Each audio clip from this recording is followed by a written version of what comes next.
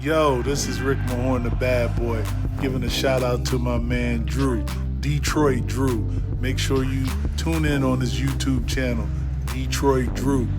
Bad boy. Ready.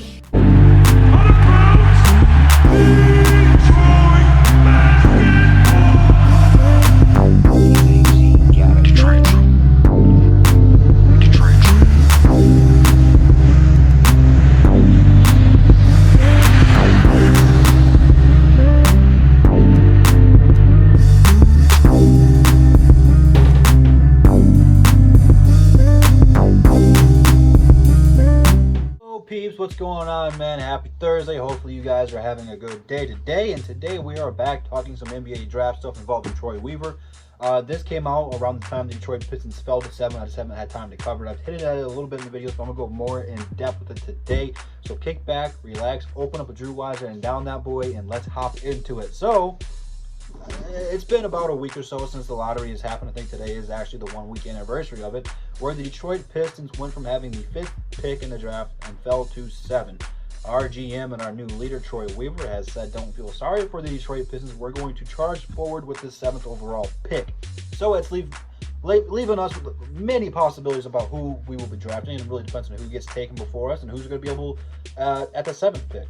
And really going into this, I don't really know what other teams' game plans are or what they're scouting for, because my entire offseason for the Pistons and pretty much all of quarantine has been scouting players for the Detroit Pistons. So I don't know who's going to be available and who won't be exactly, but we are almost guaranteed a good, solid player. Now, some of these players that are in the thumbnail are going to be projects, need a couple years before they get to where they want to be. Other ones like Halliburton, I think, will come in right away and produce. And I think that there won't be a much increase in his game, as the rest of the players will take a huge jump in their game potentially. It's all about player development. I think that's what Dwayne Casey's been brought in to do now, is to develop one of these guys that we're going to be drafting. And I think it's safe to say that one of these guys will be a Detroit Piston, if available.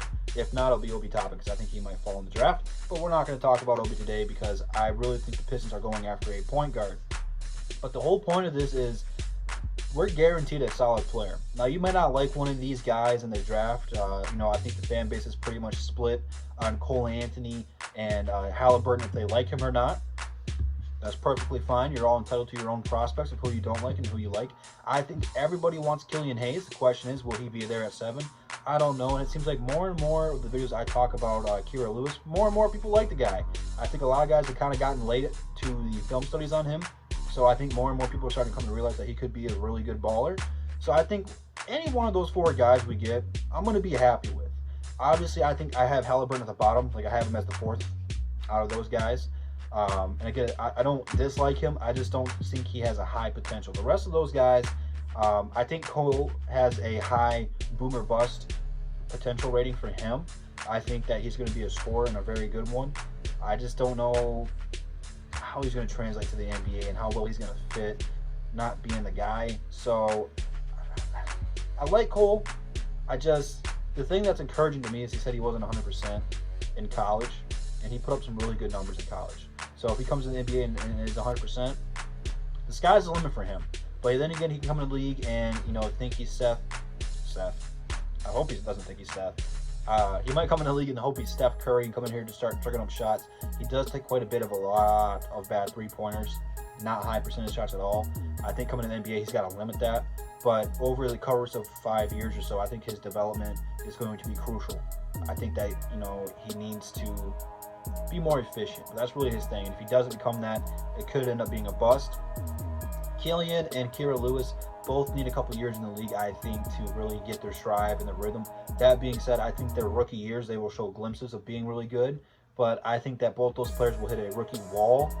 All players usually do.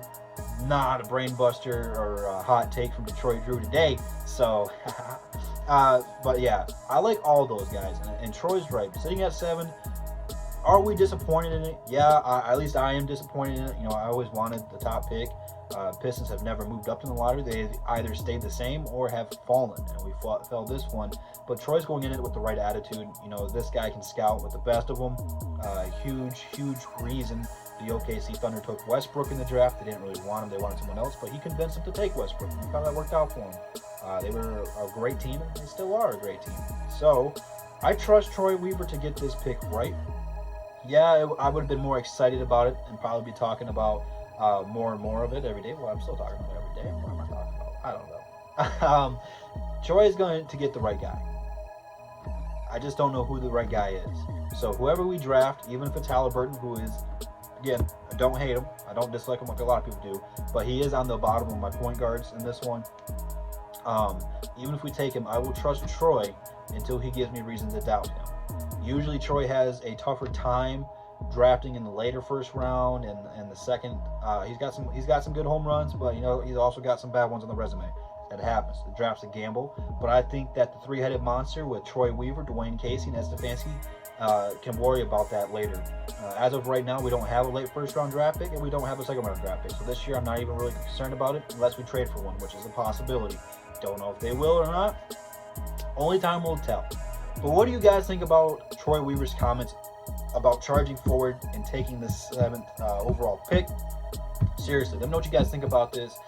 Let me know who you guys want. I hear a lot of Killian and I hear a lot of Lewis all the time. So if you guys got something different, leave it not. If not, hey, tell me you want Killian or you want Lewis. I don't care. I'm happy with whoever we're going to get because I'm going to trust Troy until he proves me wrong. But leave it down all in the comment section. I'll be sure to read all of them. Instagram, Twitter, DSA members, DSA website, DSA channel, all in the description. Check that out. We will be live this Saturday for Above the Rim on 313 JMO's channel. Go subscribe to him. He's almost at 1K.